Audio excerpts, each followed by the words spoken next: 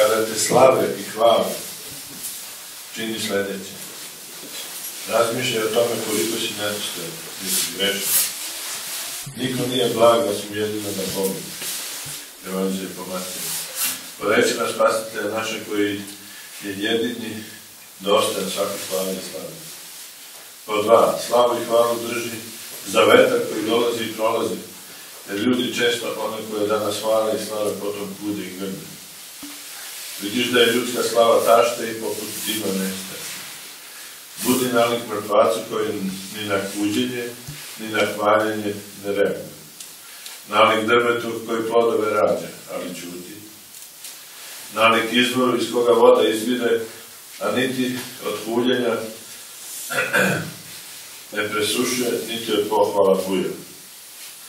Pod 3. Sve što pohvalno činiš, sve pripisuj Bogu. Jedinome koji je onaj koji čini u vama i da hoćete i da tvorite po njegovom blagovoljenju. Poslanica Filipljanima. Jer bez njega ne možemo ništa činiti. Evanđelje po Jovanu. Neka jedinome bude slava i hvala od kog svako dobro potiče. Neka u našem sećanju i na ustima našim uvijek budu reči psalmopevaca: na nama, Gospode, ne nama, nego imenu Tvome daje slavu zbog milosti Tvoje i istine Tvoje. Psalm 113. Traži slavu na nebesima koje je Bog obećao onima koji ga ljube. To je istinska slava. Jednom priobretena, ona nikada ne prolazi. Ovo ti je moj odgovor o bogatstvu, časti i slavi koje čovjek stiče. Pomišljaj o ovome i ne upodobljavaj se sinovima ovoga veka, koji svu svoju revnost prilažu kako bi se obogatili i slavu stekli. Od takvih ni najmanje iskre hrišćanske nema. Premda se hrišćanima nazivaju. Od istinskih hrišćana sve pomisli, sva revnost, svi poduhvati i brige su o večnom životu. Oni kao putnici, hodočasnici koji su došli na ovaj svet, tamo za sebe traže nasleđe, bogatstvo, čast i slavu. Jer tamo je njihova otadžbina za koju utišu i um i srce i želju svoju na njega polažu. Tražite, braći i sestre.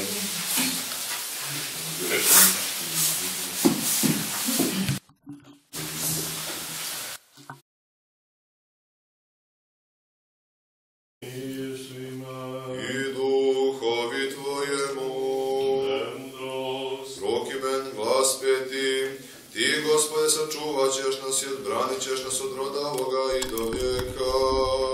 Ti, Gospodi, sahraniš i Ti, sobludeš i od roda seba i Bogje. Spasi me, Gospode, od nesta prepodobnoga. Ti, Gospodi, sahraniš i Ti, sobludeš i od roda seba i Bogje. Časna je pred Gospodom smrt prepodobnih njegovih. Česna pred Gospode smrt prepodobnih Čitanje iz poslanice Galatima svetog apostola Pavla. Pazimo. Braćo, vidite kako vam velikim slovom napisak svojom rukom, koji hoće da se dopadnu po tijelu, oni vas primoravaju da se obrezujete samo da ne budu gonjeni za krst Hristov. Jer ni sami obrezani ne drže zakon, nego hoće da se vi obrezujete da bi se vašim djelom hvalili. A ja, Bože, sačuvaj da se čim drugim hvalim, osim krstom Gospoda našega Isusa Hrista, kojim se meni razape svetija svetu. Jer u Hristu Isusu niti obrezanje što pomaže, niti na obrezanje, nego nova tvar. I koji god budu živeli po ovome pravilu, mir na njih i milost i na Izrael Božiji. Ubuduće da mi niko ne stvara teškoće hoće, jer ja rane Gospoda Isuse na tijelu svome nosim. Blagodat Gospoda našega Isusa Hrista sa duhom vašim, braćo, amin. Braćo, plod duha jeste ljubav, radost, mir, dugotrpljenje, blagost, dobrota, vjera, krotost, uzdržanje. Za takve nema zakona, a koji su Hristovi raspeše tijelo sa strastima i željama. Ako duhom živimo po duhu i da hodimo, ne budimo sujetni, izazivajući jedni druge, zavideći jedni drugima. Braćo, ako i upadne čovjeku kako sagrešenje, vi duhom ispravljajte takvoga duhom krotosti, čuvajući sebe, da i ti ne budeš iskušan. Nosite vremena jedan drugoga i tako ispunite zakon Hristom.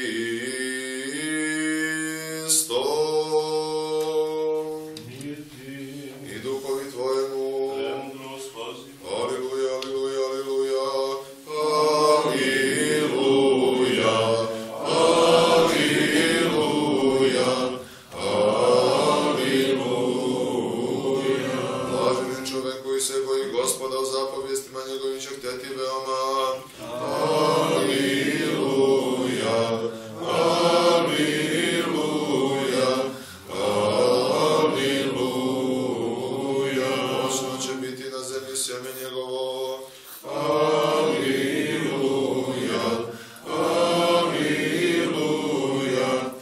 Aleluja. Milosti tvoje, Gospode, do vijeka pevaću. Aleluja. Aleluja. Aleluja. Premudrost menu stojimo, čujmo svetlo evanđelje. Mir svima. I duhovi tvojemu. Čitanje svetog evanđelja po Luki. Slava Tebje, Gospodi, slava Tebje. Pazimo. Reče Gospod priču ovu, čovjek neki beše bogat i oblačaše se u skerlet i u svilu i sjajno se veseljaše svaki dan. A bejaše neki siromah po imenu Lazar, koji ležaše pred vratima njegovim gnoja i željaše da se nasiti mrvama koje padahu sa trpeze bogatoga, a još i psi dolažahu i lizahu gnoj njegov. A kad umre siromah, odnesoše ga anđeli u naručje Avramovo, a umre i bogataš i sahraniše ga. I u paklu, nalazeći se u mukama, podiže oči svoje i ugleda izdaleka Avrama i Lazara u naručju njegovu. I on povika i reče: Oče Avrame, smiluj se name i pošalji Lazara neka umoči u vodu vrh od prsta svojega, da mi rasladi jezik, jer se mučim u ovome plamenu. A Abraham reče: Sinko, seti se da si ti primio dobra svoja u životu svome, a tako i Lazar zla.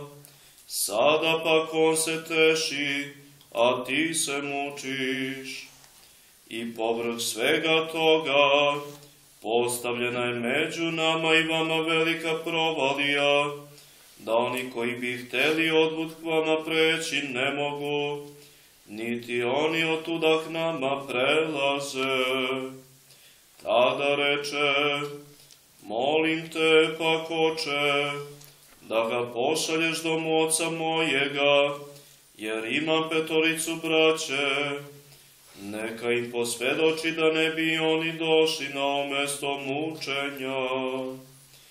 Reče mu Avram: imaju Mojsija i proroke, neka njih slušaju.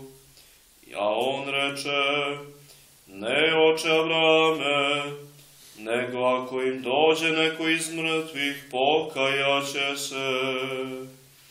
A on mu reče, ako ne slušaju Mojsija i proroke, ako neko iz mrtvih vaskrsne, neće se uveriti. Reče Gospod, ne boj se malo stado, jer bi volja Oca vašega da vam dade carstvo.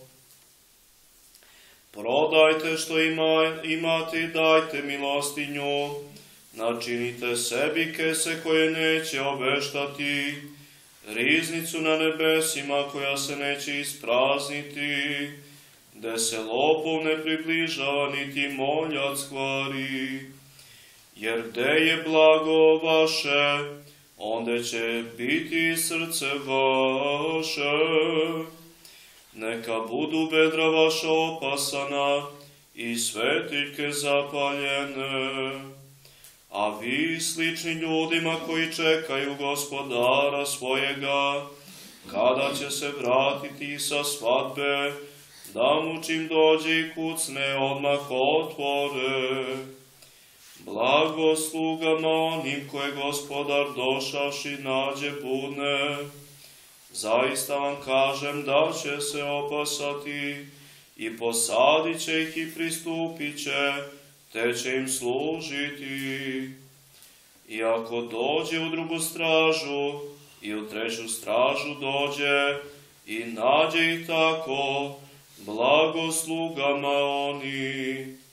Ali ovo znajte, kad bi znao domaćinu koji će čas doći lopov, bdeo bi i ne bi pustio da mu potkopaju kuću. I vi, dakle, budite spremni, jer u koji čas ne mislite, doći će Sin čovečiji. A Petar mu reče, Gospode, govoriš li ovu priču nama ili svima? Slava Tebi, Gospodi, slava Tebi. Imate i Sina i Svetove Duša. Evo, braći i sestre, posljednja rečenica apostola Petra. Zatvorite, molim vas, vrati. Govoriš li ovu priču nama ili svima? Gospod je uvek govorio priču koju je govorio apostolima, govorio je svima nama. Onima koji su bili tada i onima koji će doći kasnije, da bi mi naučili nešto. Kao čuli smo pouke Svetog Tihona Zadonskog, čuli smo ovo evanđelje o Lazaru i bogatašu i pouke su iste, baš se podudara ovo evanđelje sa onim što nas uči Sveti Tihon Zadonski, da se podsjetimo da je naša otadžbina na nebesi. Mi stalno to zaboravimo i stalno se brinemo o tom ovozemaljskom i stalno čujemo te reči. Najvažnije je da dete uči, završi fakultet, ima dobar posao, da bude dobra ekonomija i da imamo zdravlje. A to što dete bludniči, što ode na abortus u mladim danima i tako dalje, to je tako način života danas, pa to svi rade, pa to nije ništa. I tako se započe život sa bludom i ubistvom, pa se onda to sve plaća celoga života kasnije. Znači, potpuno su izokrenute naše vrednosti. Apostol Pavle je bio gonitelj hrišćana, pa se stideo da se nazove apostolom, ali se potrudio više od svih apostola. Pa je onda, što kaže, napravio dogovor sa apostolom, sa Petrom i Jakovom, da se ne nameće neznaboštvima ništa iz jevrejske tradicije, znači da ne moraju neznaboštvije da se obrezuju i tako dalje. Međutim, neki su dvoličili, pa čak jednom je apostol Petar dvoličio na tu temu i pohvalio nekakve koji su se obrezivali i tako dalje. Pavle onda skočio pa je izobličao apostola Petra. I zato on tu i kaže, ne tražuje da se vi obrezujete da bi za spasenje radi, nego da bi se hvalili vašim obrezanjem i vašim telom. To je taj farisejski kvasac, znači za koji Gospod stalno napominjao da se čuvamo tog kvasca, da ne uđemo u veru formalno i da sad poštujemo nekakve običaje, a mi baš tako nekako kod nas. Mnogi su tradicionalno poštovali veru u smislu post na Veliki petak i na Badnje večer, jednom godišnje pričešće i ponekad odemo u crkvu i zapalimo sveću, a na liturgiju možda 2 puta godišnje. I smatrali smo se velikim vernicima. I tada, što kaže, koji su to držali, sad kad vide kako je narod duše počeo da ide redom u crkvu i da se pričešćuje, da se ispoveda, kaže da su to neki fanatici i da je to neka sekta i tako dalje, i da su to sve komunisti i da to onda oni prestanu da idu i ono malo što su išli u crkvu neće da idu zbog ovih što su ovi ovakvi.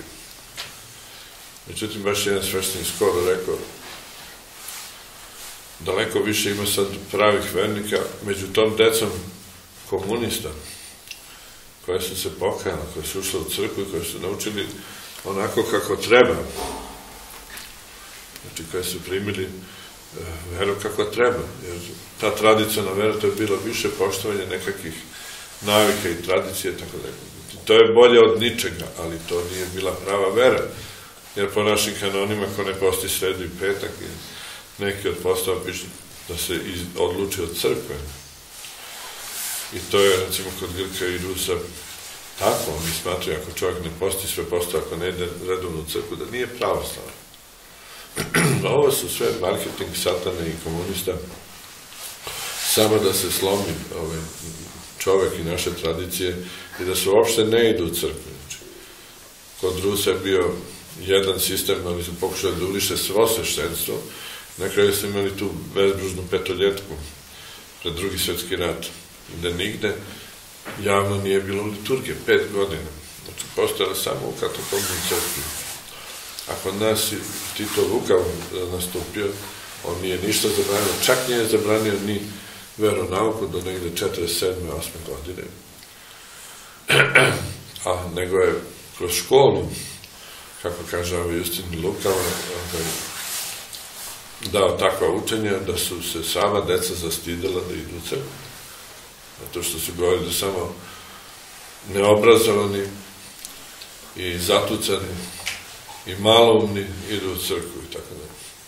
I danas ima mnogo ljudi koji tako misle i tako, što kaže, primaju taj marketing da se ne bi spasli. A evo šta kaže apostol Pavle na kraju, kaže da mi niko ne pravi neprilika, jer ja rane Hristove na telu svome nosim. Znači, kolika je čast biti u mantiji ili biti monah ili biti u sveštenstvu. Jako se poštuje kod Grka, kad uđe bilo kakav monah, da je iskušenik, svi ustaju da pokažu poštovanje. Tako i kod Rusa, isto. A kod nas, nekako, ono što je kljasto, što nije ni zašto, to ćemo pošli u manastir. I ako neko i ode, što kaže zaželi, čak i ljudi koji su u crkvi počnu da kukaju, što im dete idu manastir. Mi imamo 1000 monaha, toliko imaju 2 manastira u Rumuniji. 1000 monaha u celoj Srbiji i Crnoj Gori. Za 2 godine možemo svi da se upoznamo i da znamo jedni drugi. Nekada je samo u Hilandaru bilo 5000 monaha. Znači, uopšte ne shvatamo šta je to. Znači, kolika je čast za jednu porodicu da neko iz te porodice bude sveštenik ili monah i koliko je to dobro za više pokolenja. Znači, jedan monah samo da izdrži monaštvo kako treba, što kaže, do kraja, možda spasi 7 generacija svoje monahstva. Ako se posveti možda 40 generacija, to je do Kosovskog boja. Pa evo, proslavljamo Svetu Petku, znači, koja je sve ostavila i krenula za Gospoda i shvatila gde je pravo bogatstvo i gde je prava slava. I dan danas njene molitve drže ceo Balkan, a mi je proslavljamo i tražimo pomoć. Sveta Petka je jedna od retkih svetitelja koja pomaže za svaku priliku, za svaku tegobu, za svaku teškoću, za svaku bolest, za nerotkinje, za sve što postoji, bilo kakav problem, što kaže Sveta Petka ga rešava. I nekako smo se odrodili od Svete Petke, jer su se pojavili mnogi drugi popularni svetitelji, a ona je tu naša, iz našeg naroda potekla, toliko se potrudila, što kaže, i danas plodovi njene molitve, mi ih gledamo, to smo mi, koji smo živi, koji verujemo u Gospoda. Zato, braći i sestre, ako neko iz vaše kuće poželi monaštvo ili sveštenstvo, treba da se obradujete i da ga podržite. Jer ima primjera hiljade. Ima primjer jednog narkomana koji je upao u komu jer je se bio izlečio od droge i onda je posle ponovo počeo i naravno onda ga napadne 7 jačih demona nego što je bio onaj prvi i tako je uzeo nečistu drogu, upao u komu i kad su video kako su došli đavoli da ga vuku, pakao. Ali onda su došli anđeli i rekli ne može. Zašto ne može? Pa kaže, prvo, zato što se molio, jer se on molio opet Bogu pred toga da nekako ne propadne. Pa kaže, drugo, za njega se moli na nebesima. Jedan sveštenik, ima nekog sveštenika ili monaha u precima koji se moli za njega. Znači, velika je sila dok postoje monasi koji se neprestano mole, dotle će postojati i svet. Svet će potpuno prestati da postoji kad prestane da ima takvih. A mi se baš silovito trudimo da ih nema. Ima nas sve manje, a sve manje monaha. Naravno, sad kad i jedan sin i jedna ćerka, hteli bi mi da napravimo i svadbu i da vratimo svima gde smo bili na svadbama i onda nama neprijatno i šta ćemo i kako ćemo bili ako je jedno dete. Kad je bilo 7 ili 8, kao što je bilo u Rumuniji, 7-8 dece, pa nije baš bila neka materijalna situacija jaka, svako je dao po 2, po 3 manastira. Pa kod njih jedan manastir ima 500 monaha i drugi ima 500 monaha. Znači, 2 manastira, cela naša Srbija. Ako ta, što kaže, kad dete hoće da ide, ne da mu dođu tetke i babe i počnu da kukaju, da plaču, kod da je umro. I šta će on kad je lep, kad je završio fakultet, kad je ovo, kad je ovo. Znači, potpuno pogrešno imamo nekako te kriterije. Šta nas spašava, šta nas ne spašava. I onda što kaže, a plodovi duha, mir, radost, ljubav, dugotrpljenje, krotost, uzdržanje, ne su nam ti plodovi. A zato što se uhvatimo za sve te neke materne stvari i to nas odvuče, Satan nas zaposli sa 1000 poslova, pa onda kad treba da se molimo krotko i u miru i u radosti, mi nemamo ni snage, ni vremena. I onda, što kaže, nema tih plodova. Prvi hrišćani su trčani radosno šmijuju smrt, a ljudi kad su viđali njihovu revnost i radost i ljubav jednih prema drugima, to ih je plenilo da požele da budu hrišćani, bez obzira što je život bio u pitanju.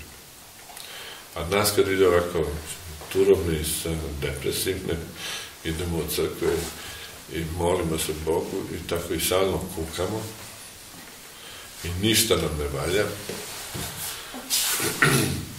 Ko onda hoće da postane hrišćanika? Mi smo ti, mi svojim životima misionarima. Kad drugi vide u nama radost i ljubav i slogu međusobno, onda će nešto i da pomisle i da požele, da probaju i da vide šta je to. Da se trudimo, braći i sestre, da se ugledamo našu svetu petku, da sve naše i sve pravoslavne svetitelje koji su postavili dobar fokus, dobre kriterijume. To je cela stvar. Kad postavimo dobre kriterijume, onda se trudimo da idemo u tom pravcu. Neće Gospod da broji koliko smo se puta pomolili, koliko nismo, nego će nas pitati koliko smo ga voleli. Kad nekoga volimo ili kad nešto volimo, onda što kaže, naše srce trči tamo, a ne na Facebook i na internet i na svetska zbivanja. Evo, svetska slava, to sve dođe i prođe. Kad je čovjek na vrhuncu slave, svi ga slave, kad siđe, ili ga zaborave, ili ga onda kude i tako dalje. A mi više volimo da kudimo i da kad neko se prosto kaže, znamo mi njega kad je bio ovakav pa onakav, samo da ga uvučemo, što kaže, u blato. Da se oslobodimo te naše ljubomore i da postavimo dobre kriterije i dobar fokus.